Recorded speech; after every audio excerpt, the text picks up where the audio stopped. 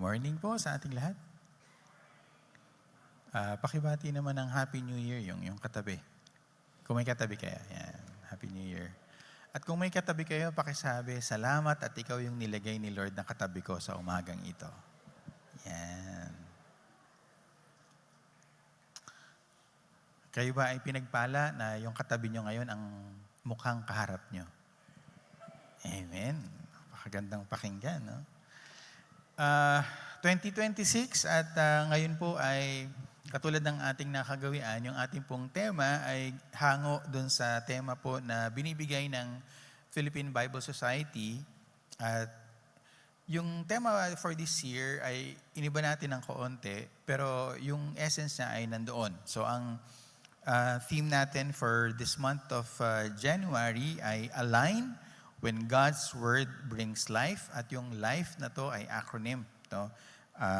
Ito po, yung actual po na acronym ng Philippine Bible Society ay magkaiba dun sa ating ginamit. But I do believe na maganda rin naman po yung ating intention, no, dito po sa ating series na ito. Kung kayo po ay nagpapasalamat at mabibless, si Pastor Jun yung sisihin nyo kasi siya po yung nag-propose ng series na ito. Yan. So yun po, no? Tema po natin is Align When God's Word Brings Life. And of course, dahil ito ay celebration ng National Bible Month, yung magiging series natin ay nakafocus sa Word of God or yung Bible.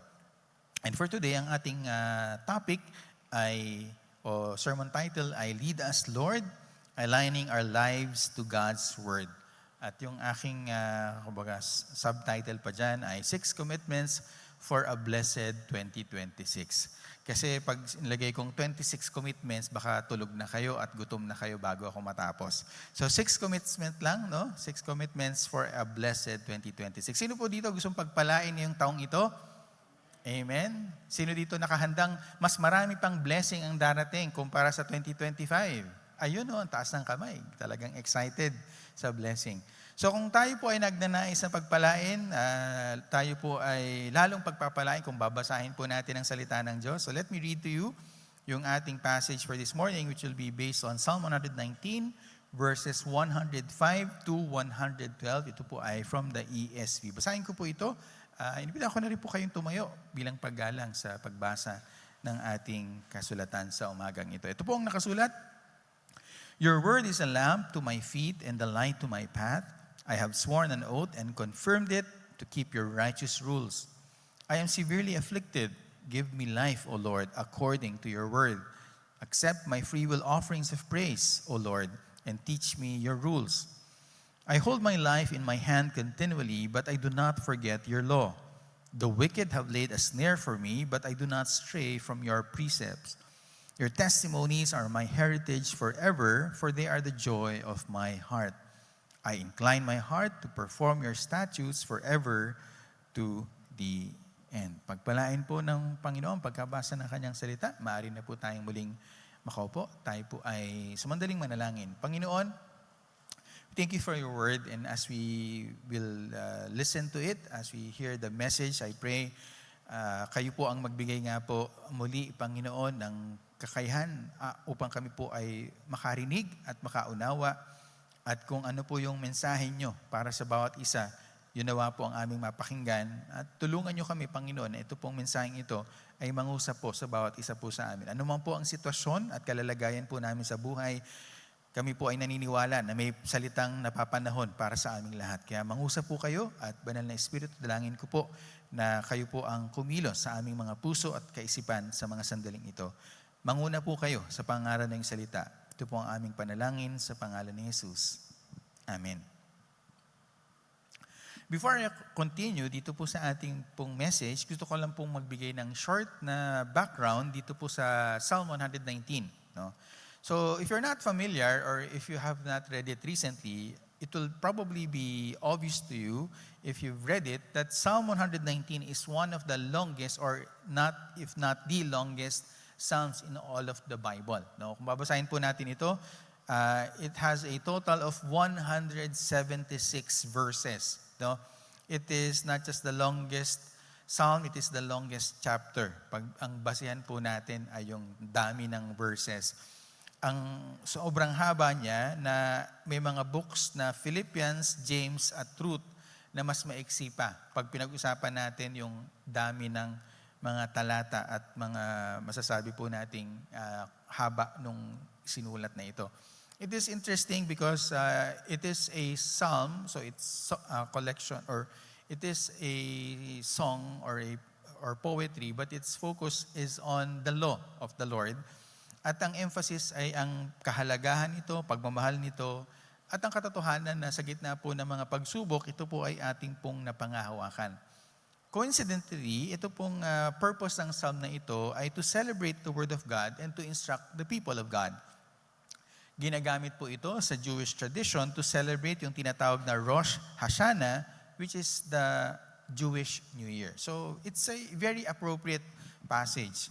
Kung atin din pong titignan, yung tema po ng Psalm 119, particular itong verse 105, ito po ay may connection din dun sa ating pong mensahe nung December 31, kung kayo nandito, na pinag-usapan po natin yung kahalagahan po ng ating daanan, yung ating tatahakin. And so this is a good way, I believe, to start the new year. And so as we desire for a blessed 2026, ito po yung 6 na mga bagay na pwede po nating pag-isipan. Unang-una, let God's Word focus you. Bakit po natin kailangan ng focus? No? In Psalm 119 verse 105, yan sabi doon, your word is a lamp to my feet and a light to my path. Bakit po natin kailangan ng focus? Kasi tayo po ay nadidistract. Tignan yung katabi nyo. Kung nasa phone yan, distracted yan. Mahirap pong sabi nga po ay, mahirap pong mag-multitask. No? Ang pinakabilib ako sa nagmo-multitask, yung nagsisimba, tas natutulog pa. The best yun. Yun po yung magaling na multitasking. Ang the best po niyan ay yung mas hindi lang nagsisimba, natutulog, bukas pa yung mata. Yun, wala talagang tatalo doon. Nakakita na kayo ng security guard na gano'n. Tulog yun pero bukas ang mata. Yan, yun yung talent pang gusto nyo mag-security guard. Pero ito po, pag pinag-usapan po natin ang bagong taon, bakit po mahalaga ang gabay, ang patnubay? Kasi nga po tayo po ay nadidistract, di po ba? Kung ating titignan, sa haba ng mga selebrasyon na pinagdaanan po natin, maaring nagsimba tayo, maaring dumalo tayo sa mga gawain, subalit maaring sa kabisihan na ito, sa dami po na kinain natin, nakalimutan na natin kung bakit nga ba natin ito ginagawang lahat at ano nga ba yung plano natin sa taong ito.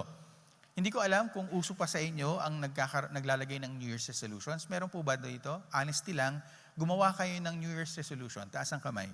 Wala pong masamang gumawa ng New Year's resolution? Yan. Okay, walang gustong umamin. May isa lang yata. Okay. Sino dito may plano? Yun na lang. May plano kayo ngayon 2026. Taas ang kamay. Ayun. Travel plans ba kasama dyan? Tama? Okay, sige.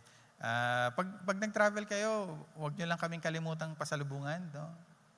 So, yun lang yun. Pero hindi, ang mahalaga, nagpaplano. Di ba? Ang mahalaga, may direksyon yung ating taon.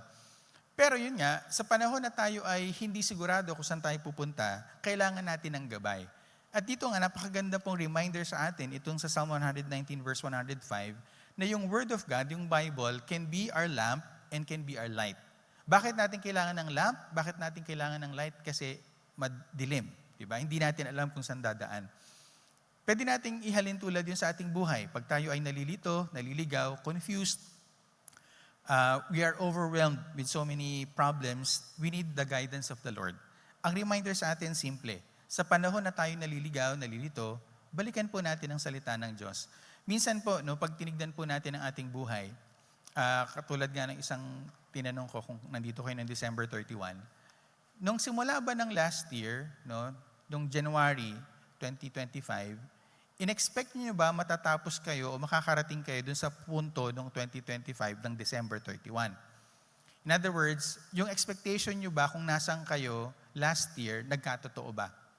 So for example, pag inisip natin ngayon, na-achieve ko ba yung goals ko nung 2025? Was I able to accomplish the plans that I set for myself? Posible na hindi mo nagawa yung ilang bagay na yun kasi na-distract ka. May mga bagay kang ginol, pero na-distract ka sa ibang bagay. May mga bagay na gumulo ng buhay mo, may mga unexpected na mga situation, at dahil doon ay nakalimutan mo na ito pala yung dapat kong unahin. And so as we think about 2026, and as we fast forward to December 31, 2026, where do we want to end up in? No? Kung ating titignan.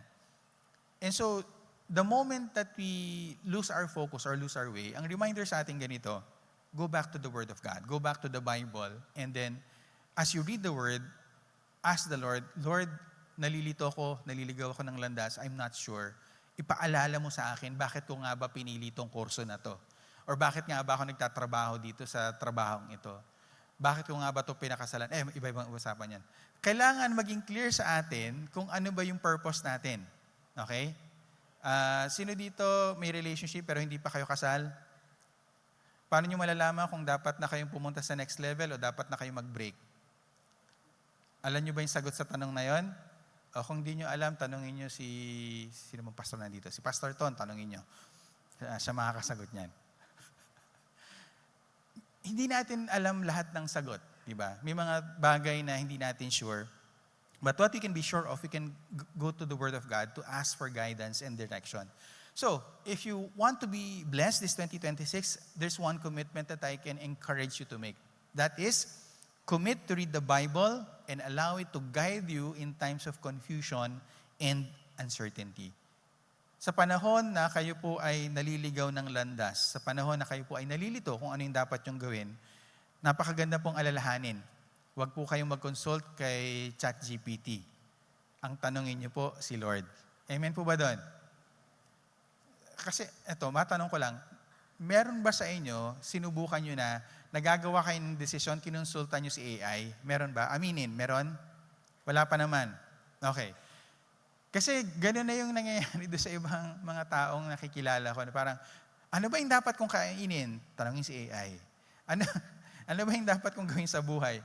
Alam niyo, minsan gano'n na yung mga tao. Kasi nga, hindi nila alam kung ano yung dapat nilang gawin. Ang dami nilang, sabi nga, ang problema sa atin, especially sa mga kabataan ngayon, marami na kayong choices. Hindi katulad dati, kung pipili ka, ilan lang. Mas mahirap dito, halimbawa kung babae ka, mas ang daming naliligaw sa'yo. Hindi mo alam kung sino sasagutin, di ba? Kasi sasabihin mo, pag sinagot ko to, paano naman to? Guwapo din naman, di ba?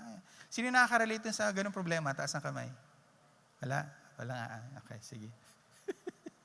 Pero alam niyo, yun yung problema. So, when we are confused, when we do not know what to do, return to the Word of God. Pangalawa, let God's Word fashion you. In verse 106, ang sabi doon, I have sworn an oath and confirmed it to keep your righteous rules. Dito, sinasabi niya, nangako ako, at sabi niya, talagang paninindigan ko yung pangako ko. Sino dito nangako sa sarili nyo o sa ibang tao noong 2025? At alam nyo, may mga pangako kayong di nyo tinupad. Meron ba? Meron siguro. Minsan kasi nangangako tayo, tapos marirealize na, ay, pinangako ko pala yun. Naalala ko, may pinangako sa anak ko, na nitong Christmas, pinaalala niya sa akin. Sabi ko, nangako ba ako ng ganun? Ba't ikaw lang nakaalala niyan? Yeah. Pero plano kong tuparin. Nagkataon lang, sabi ko, yan, pag nagkaroon ng time, gawin natin yan. Pero mahalaga po yun, di ba? Na pag tayo po ay nangangako, ay tinutupad natin. Amen ba? Parang ayaw mag-amen. Pag tayo ay nangangako, dapat nating tinutupad. Amen? Parang pilit yung amen ng mga to. Okay. Sa mga lalaki, di ba, pag sinabi mo isang salita. Tama? Ayun. Your word is your bond. Di ba? Pag lalaki, dapat may isang salita lang. Tama? Tumatango lang mga lalaki. Silent type kasi mga lalaki dito. Okay lang yan.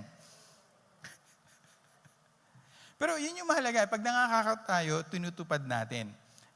At hindi lang yun, pag inisip natin daw yung mga pangako natin na ginagawa, ang mahalagang pinapangako natin ay nasusundin yung mga utos ng Diyos. So ang mahalaga, hindi lang tayo, halimbawa magko-commit na, sige magbabasa ako ng Bible for 2026 para i-bless ako ni Lord, kundi mangangako ako na ako ay susunod sa kanyang mga salita na aking mababasa. Bakit? No? Kasi nga mahalaga para sa atin na intindihin natin yung konsepto ng blessing. No? Our definition of blessing should be based on the dictionary of God.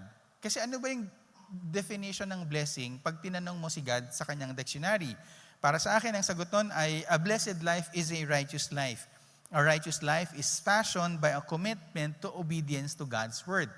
So kung gusto mo talagang pagpalain ka at yung pagpapala na ito, itong buhay na pinagpapala ay gusto mo base sa sinasabi ng salita ng Diyos, then it is a desire to live not just a prosperous life, but it is a life that is prospered by God Himself. So ano yung pwede nating commitment na pwedeng gawin dito? I commit to read the Bible and obey its commands. So hindi lang tayo magbabasa, kung ano po yung nababasa natin, susundin po din natin. Amen? Yan, pahina ng pahina. Pangatlo tayo. Let God's word fill you up. Ano po yung verse 107 sinasabi sa atin? I am severely afflicted, give me life, O Lord, according to your word. When it comes to planning, marami sa atin magaling magplano. Tama? Ang problema, yung iba sa atin nagpaplano na wala tayong contingency plan or wala tayong plan B. Or, ang planning natin, ginagawa natin with the expectation that everything will go according to our plan. What usually happens pag nagplano ka at ang plano mo, ang success ng plan naka-entail sa perfect condition. Ibig sabihin, everything must go right in order for your plan to succeed. Anong chances na mangyayari at matutupad at magiging successful yung plan? Malamang hindi, di ba? Kasi ang daming unforeseen situation, ang daming mga pwedeng kumontra sa plano natin. So when we plan and our plans do not happen according to our expectations, we get discouraged, nanghihina tayo. Nadi-discourage tayo, nalulungkot tayo, and maaring nitong 2025, may mga plinano kang magaganda, kaya lang hindi nangyari at ngayon ay malungkot kang pumasok ng 2026. Tama? Pwede yun eh. Kasi nagplano ka, maganda naman yung plano mo, kaya lang hindi mo na-anticipate na may mga problema palang pwedeng dumating. Si Mike Tyson, kung kilala niyo siya, meron siyang famous quotation. Ang sabi niya ganito, everyone has a plan until they get punched in the mouth. Naranasan niyo ng ma-uppercut ng buhay? Yung tipong, ang ganda-ganda ng buhay mo, biglang whoop! Yan. Bagsak ka ngayon. Yun yung mga matitinding problema, di ba? Yung mga hindi mo inaasahan. Isa sa nakakalungkot na bagay na ating pong nabalitaan ay isa nga po sa ating kapatiran, si Kuya Fred Botolan, ay kinuha na po ng Panginoon. Ang dami niyang pinagdaanan, no? Pagpapakinggan niyo yung mga testimony niya dati, nung matagal niya nasa ospital, tapos sinalinan siya ng ilang dugo. Ang nakadali sa kanya ay na-aksidente lang siya. No? May tumama sa kanya, nasa kalsada siya, at eventually, hindi na niya kinaya. No? Minsan, ganun po ang buhay. No? May mga bagay na hindi natin inaasahan at yung mga inaasahan na hindi natin inaasahan, yung talagang nakakasira.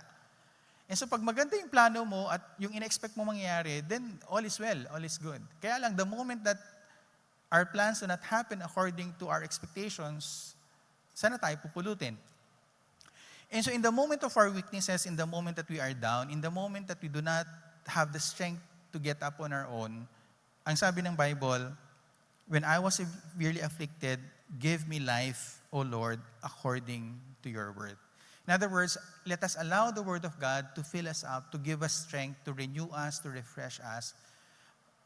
Pag tayo po ay nangihina, hindi ko alam kung saan kayo lumalapit. But I encourage you, sa panahon na kayo po ay nangihina at nalulungkot, lumapit po tayo sa salita ng Diyos. Basahin po natin ito. Humana po tayo ng lakas mula sa pangako ng Diyos. Hanapin po natin yung ating lakas mula po sa pagbabasa ng kanyang salita. And I do believe a very timely word from the Lord can change our day, can change our year. Kaya ang mahalaga po ay sa halip na unahin po nating pumunta sa kaibigan o kung sino man tao, or maging again, sabi ko nga sa AI, lapitan po natin ang Panginoon at sa ating paglapit, umasa po tayo na siya po yung magpapalakas sa atin. So ang third commitment, I commit to read the Bible and let it restore my soul. No? I-allow po natin ang Biblia sa ating pagbabasa nito na muli pong maging sariwa ang ating pong kaluluwa. Pang-apat na commitment or aspect na pwede nating tignan ay let us allow God's word to fix us. No? Itong pangatlo, 3 verses po yung kinuha ko dito. Now, gusto ko siyang tignan sa ganitong aspeto. So, ang focus ng Psalm 119 ay the Word of God, yung ating pagbabasa, pag-meditate, pagsunod. Isang aspeto na pwede nating makita dito ay yung koneksyon ng ating pagsamba sa ating salita ng Diyos at pagbabasa ng salita ng Diyos. Now, sa ating buhay, pwede nating isipin ganito. Kung gusto mong lumago, if you want, for example, if you want to grow this year, if you believe you have room for growth, then a growth mindset will tell you this: I have room to grow, therefore I have room to learn and room to be corrected. Ibig sabihin, nandito ako, alam ko na hindi pa ako perfect, I am far from perfect. So ano man yung areas ng life ko na kailangang i-correct sa akin, I'm willing to say, Lord, sige, ano po yung gusto mong baguhin ko? And that can only happen, yun nga, if you have the humility to accept na, Lord, there are still areas in my life that needs to be changed. So ano po yung areas na ito na pwede nating tignan? Especially when it comes to our worship of God. Una, so hinati ko po siya sa tatlong bagay. Yung una po yung tinatawag po nating hands. Ano po yung hands? In verse 108, ang sabi doon, accept my free will offerings of praise, O Lord, and teach me your rules. Pag pinag-usapan po natin ng pagsamba, ang isang mahalagang kaisipan ay hindi ka nag-o-offer kay God kung ano lang gusto mo. Part of the reason why the offering of Cain was rejected because it was not pleasing to the Lord. Tinanggap yung offering ni Abel kasi it was pleasing unto God.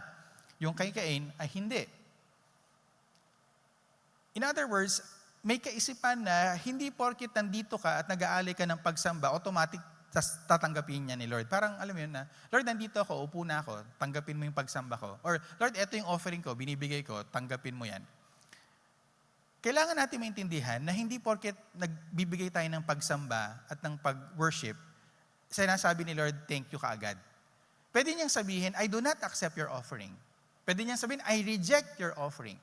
Especially during the time, pag binasa po natin ng Old Testament, na kung saan, na napakaraming ang instances na sinasabi ni Lord, hindi ko kailangan ng offering nyo. Gusto ko gawin nyo yung tama. So, the point of this is saying to us na yung ating pagsamba, pag ininsip natin, kailangan ayon sa kalooban o nasusulat sa salita ng Diyos. Now, ano yung kailangan nating gawin? Kailangan nating balikan at tanungin ang Panginoon, Lord, ano nga ba yung worship na katanggap-tanggap sa'yo? And we can only find that out if we read the Word of God. Hindi yung, eto yung i-worship ko, eto yung maibibigay ko, bahala ka na, Lord. So, ang commitment na pwede natin ibigay with this regard is, I commit to worshiping God by respecting His Word. Ibig sabihin ng respecting ay kinikilala ko na ito yung gusto niyang pagsamba at dahil ito yung pagsamba na gusto niya sa akin, yun yung ibibigay ko. Nakuha niyo? Halimbawa dito, sino dito sumali sa exchange gift nung December at nakalagay doon yung wish list? At doon sa wishlist na yun, nakita mo maliwanag na maliwanag, ito yung wishlist niya, tapos hindi mo sinunod yung wishlist at yung malayong-malayo sa gusto niya ang ibinigay mo kasi yun ang gusto mong ibigay. Meron bang matutuwa doon sa tingin nyo? Maliwanag, ito yung wishlist niya, tapos hindi mo sinunod. Kumbaga, sa normal na tao, siyempre may inis yun o magagalit, di ba? Kasi nga, nagbigay na nga kayo ng wishlist, hindi mo pa tinupad. Ganon din kung isipin natin, bagamat hindi si Lord exactly ganon. Pero ganon yung kaisipan para sa atin. Gusto mo bang maging katanggap-tanggap yung worship mo kay Lord? Basahin mo yung kanyang salita nang maunawaan mo kung ano yung kanyang kalooban. Pangalawa, when it comes to our head, ang sabi po dun sa verse 109, I hold my life in my hand continually, but I do not forget your law. Dito, sa isang banda makikita natin yung kaisipan na, okay, sige, mabubuhay ka sa plano mo, kagustuhan mo, pero nandun ang warning na kailangan mong bantayan yung sarili mo na hindi mo makalimutan yung Word of God. Bakit ito mahalaga kung ating titignan? Yung challenge sa atin ay paano natin magiging gabay ang salita ng Diyos nang sa gayon ay sa ating pagsamba, ito ay magiging katanggap-tanggap sa Panginoon. Yung ating pagsamba ay mahalaga na ating pong tignan sa ganitong kaparaanan. Kung gusto mo, na palaging maalaala ang salita ng Diyos sa iyong pagsamba, na yung worship mo is fashioned by the Word of God, then you have to be clear about what the Word of God is all about. So how do we do that? of course, we do it by reading the Word of God continually. And, eto pa, we do not just read, we meditate, and then we memorize as much as we can. Honestly, ito yung part na medyo mahina sa akin. No? May mga times na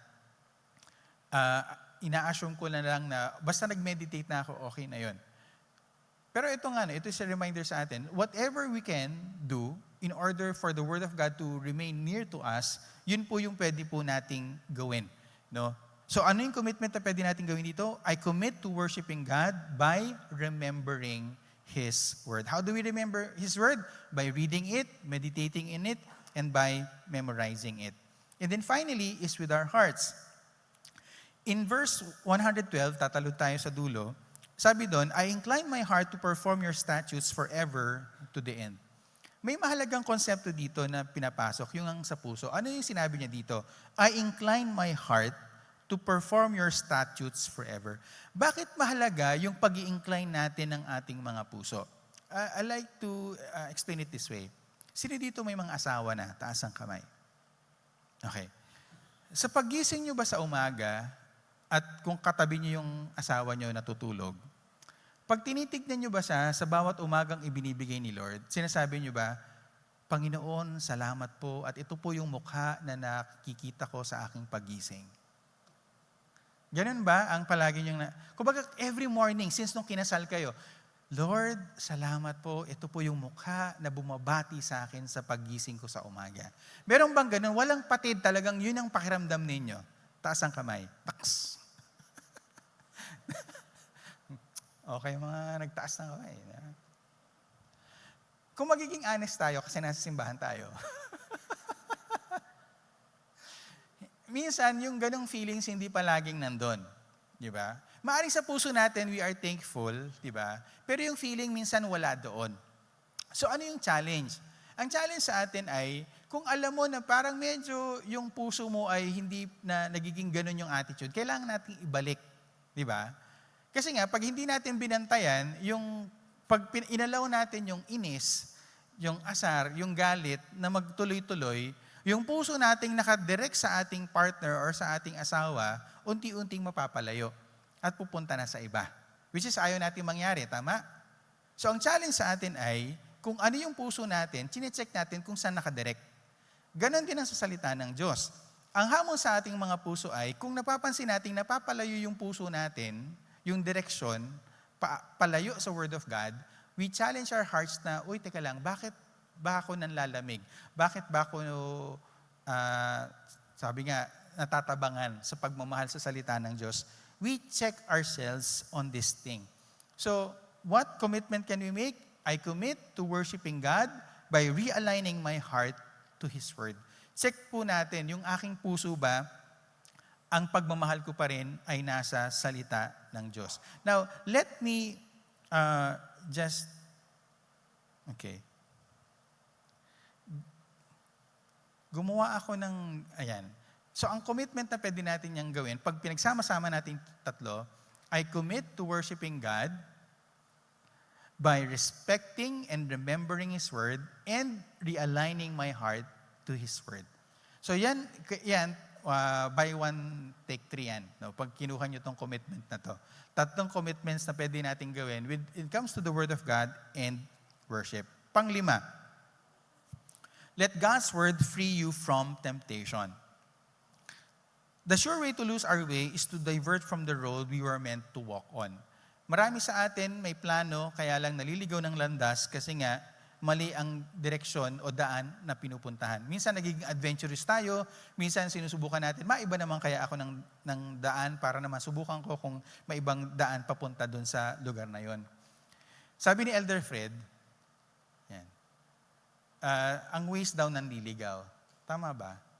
Naranasan nyo ba yung niligaw na kayo ni Waze? Yan, mukhang may mga ibang nag-a-agree kay Elder Fred. Alam niyo yun, di ba? Ito yung nagagabay sa atin kung saan tayo dapat pupunta. Kaya lang, minamali tayo ng direksyon. Lalo-lalo kung ina-update, di ba? Naranasan niyo yun, sinasabi, may mas magandang daan. Gusto niyo mong dumaan na lang dito. Less traffic daw. Tapos nung dinaanan mo, mas napalayo ka pa o mas napalayo pa ang lakbayin. Ang realidad, si Waze wala naman sigurong intensyon na lituhin ka. May mga tao, totoo ito, sa mundong ito, na ang plano nila ay sirain talaga ang landas mo. May mga tao, ang tawag ng Bible sa kanila, wicked people, they are there to corrupt your walk. They are there to distract you from the path that you are meant to walk.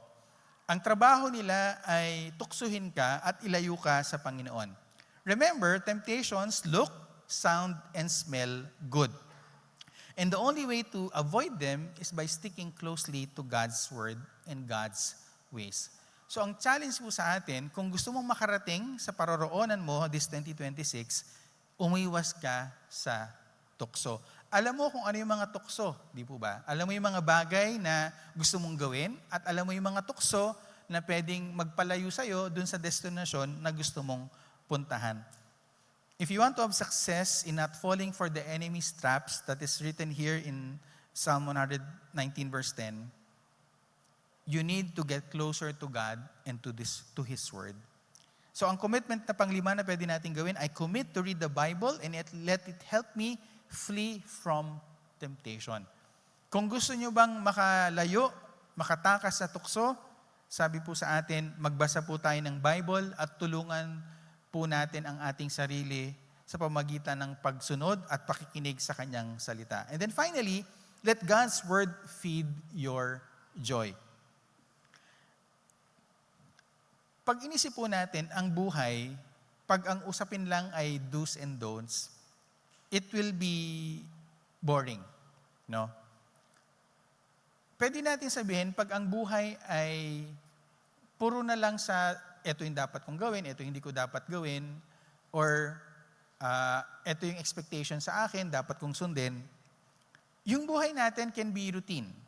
Especially pag pinag-usapan natin ng reading ng Bible. O, Kristiyano ka, dapat magbasa ka ng Bible. O, bagong taon, dapat magbasa ka na naman ng bagong reading plan. By the way, matanong ko lang, sunod dito, may bago kayong reading plan kasi New Year na. Yung binabasa niyo yung buong Bible sa isang taon, taas ang kamay. May bago kayong reading plan, taas. Yeah, huwag kayong mahiya, taas yung kamay niyo. Okay, salamat sa nagtaas. Sino dito, hindi ka pa tapos noong 2025, pero plano mong tapusin this 2026, taas ang kamay. Ayun, mas maganda po yan. Yan, tuloy lang po natin, huwag kayong ma-discourage, ituloy nyo lang yan. Ang mahalaga kasi, ituloy natin. At kung darating yung panahon na mapapagod ka, madi-discourage ka, ang challenge sa atin ay, i-allow mo yung Word of God to be the source of your joy. Kasi mahirap nga naman na kung parang ganito, no? Sino dito, may mga anak kayo na hindi nila gustong kumain ng gulay? Meron ba? Mga mamis dito, meron kayong anak na hindi kumakain ng gulay? Wala na, puro mga malalaki na anak nyo? Sige. Sino dito, sa mga nanay dito, nagluluto kayo, tapos ang ginagawa ninyo para kumain ng gulay yung anak nyo, hinahalo nyo sa karne o hinahalo nyo sa ibang bagay. Meron bang ganon? Wala. Wala kayong creative way para pasarapin yung... Sino dito, masarap ang luto nyo ng ampalaya? Taas ang kamay. Ayan. Ang hula ko, hindi nyo sineserve yung ampalaya na as is. Yung tipong chinap-chap nyo lang, kainin mo. Meron bang ganon? Di ba ang pait nun pag ginawa mong ganon lang? So yung iba, halimbawa, binababad sa tubig o sa suka, sa asin, di ba? Para maalis ng konti o hinahaluan mo ng kung ano-ano po. Ang point ganito, yung bagay na ito, kung gusto natin maging appetizing, ay dapat magkaroon tayo ng source of joy in taking it in. Now, ang challenge ganito, mahirap naman kung kailangan mong pilitin ng sarili mo na magbasa ng Bible kasi you don't find any joy in reading it. So ang challenge ngayon sa atin, as a disciple, as a follower of Christ, have you gone to that point or have you ever reached that point that when you read the Bible, you find joy in reading the Bible? Kasi kung hindi pa, ang challenge ay, Lord, bigyan mo nga ako ng joy. Kasi isa sa pinaka nakakalungkot, imaginein mo, pag nagbabasa ka ng Bible at alam mo bilang Kristiyano, kailangan mo magbasa ng Bible, para kang kumain ng ulam na walang lasa. Kumakain ka lang para mabuhay. Di ba ang boring nun? Kumakain ka lang, Sino dito as in gusto maging pure healthy lang talaga? Ibig sabihin, lahat ng bawal hindi mo kakainin. At ibig sabihin nun, pag may edad na, wala nang lasa dapat yung kinakain mo. Ganon yun. Di ba napaka-boring nun kung tutuusin natin? Pero ito nga yung challenge sa atin. The Word of God is not tasteless. Pag marunong tayong mag-aral, magbasa, mag-meditate, at tama yung approach natin with the Word of God, when we eat it, it can bring us great joy. Ang challenge lang, paano natin to ina-approach? So I pray na maaring ito yung maging commitment nyo. I commit to read the Bible and let it be the source of my joy. Kung hindi nyo pa nararanasan na ma-enjoy ang pagbabasa, pag-aaral, pag-meditate ng salita ng Diyos, and it has just been a chore or a duty for the longest time, I encourage you, make this commitment. Now, as I end, 6 yan. Hindi ko ina-expect na gagawin nyo yung 6. Tapatan lang. So, ito yung encouragement ko sa inyo. So, pakilagay yung lahat ng commitments. Ito yung encouragement ko sa inyo. Pili kayo ng isa. Isa lang. Okay? Pili kayo ng isa. At isa dyan, nasa tingin yung realistic naman na kaya nyong gawin, can you make a commitment between you and the Lord? Lord, I want 2026 to be different. I want to be successful. I want to be blessed this 2026. And I believe itong commitment na ito, pag ginawa ko, can have an important and significant impact in my 2026. So, kung may katabi kayo, tanungin mo siya, ano yung i-commit mo kay Lord this 2026? Sige. Pagkakataon nyo na to, sabihin mo, para maging accountable kayo, sabihin mo sa katabi mo, alin dyan sa commitments na yan ang kino-commit mo kay Lord. Yan, pagbibigyan ko kayo, kung may katabi kayo, na magsabi siya. Yan. Kasi pagkakataon na to na talagang magawa natin itong mga commitments na to sa Panginoon. Yan. Salamat sa nag-i-effort na kumausap ngayon sa kanyang mga katabi. Ayan. Salamat at yung iba ay seryoso dito sa activity na to. Yung iba, deadma lang, sige lang, go lang kayo. Pero ito nga, honestly, ang challenge sa atin ganito, if you want this year to be different, we need to do something different. We cannot expect things to be different if we keep doing the same things. So ang challenge ko po sa atin, pili kayo ng isa sa 6 na yan and commit to the Lord, na Lord, I want this year to be different and I want your word to be part of my year. Tayo po'y manalangin. Panginoon, salamat po sa iyong salita. Salamat po sa pagkakataon na maging bahagi ang salita sa aming 2026. So I pray, Lord, na kung ano mo po yung commitment na hinahamon mo sa bawat isa, I pray na kayo po ang maglagay nito sa aming kaisipan. Kayo po ang mag-affirm sa amin na ito nga po yung next step na dapat po namin gawin. And I pray, Lord, that this will lead to a significant difference in our year because of the commitment that we are making today. Salamat, Panginoon, ang iyong salita ay buhay, makapangyarihan, at may kakayahan upang magbago sa aming sarili. And so, Lord, as we face this new year, we thank you that we have your word to guide us, to light our way, to shine our path, so that we can live the lives that we were meant to live this 2026. Panginoon, salamat po sa iyong salita. Salamat, Panginoon, na ang bawat isa sa amin ay inibitahan mo na maging kabahagi ng isang masaya at adventurous na taon because of your word. We thank you, Lord. We praise you. This is our prayer in Jesus' name. Amen.